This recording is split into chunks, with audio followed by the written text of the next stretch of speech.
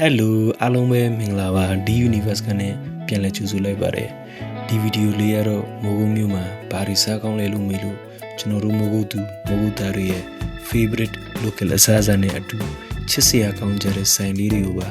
လိုက်ကြည့်ရအောင်ဗျာပထမဆုံးကတော့တပန်းမင်းထွန်းကြုံနဲ့စားမယ်ဗျာမစားဘူးသေးရင်တော့တွက်စားစီခြင်းနဲ့ဂျုံစင်းကိုကိုယ်တိုင်ချိတ်ပြီး limited ပဲရောင်းတာမို့တီးတဲ့အတိုင်းပဲချူမာရတဲ့မိုးကုတ်မြို့ကတခုတည်းသောဆိုင်လေးပါအဲ့ဒါလေတက်တက်လုံးမရပါဘူးကဲဒါကတော့ကြောက်ကလာဘူကြီးရှေ့ကကောင်းကြီးမောင်းရောင်းတဲ့ရွှေဘူသားလေးပါ consistency ဆိုတဲ့စကားလုံးကိုလေဒီလူကထွင်ခဲ့တယ်လို့ပြောရမယ်ဒီနေရာလေးမှာသူရောင်းလာတာကျွန်တော်တို့တစ်သက်ရှိပြီဗျာ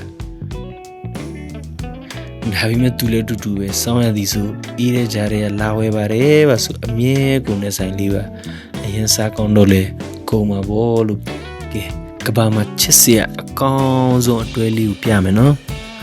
သူတို့ကတော့ဘီတောင်ကနေမင်းတရားကိုမုံကြီးမောင်းလာရောက်တာစေစုနဲ့တကူရှိဗျာဘလောက်တောင်စားကောင်းပြီးရောင်းရလဲဆိုရင်အစောကြီးလာလဲကုန်နောက်ကျမှလာလဲကုန်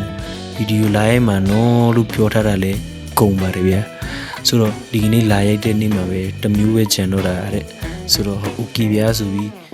တမျိုးတည်းလဲစားခဲ့လိုက်တယ်ဗျာကြာလို့မှုစိမ်မောင်ဒီမုတ်ကူတော့တချို့တွေမမိချင်မမိမယ်ဗျာကျွန်တော်တို့တော့အမြဲ favorite ပဲဗျာ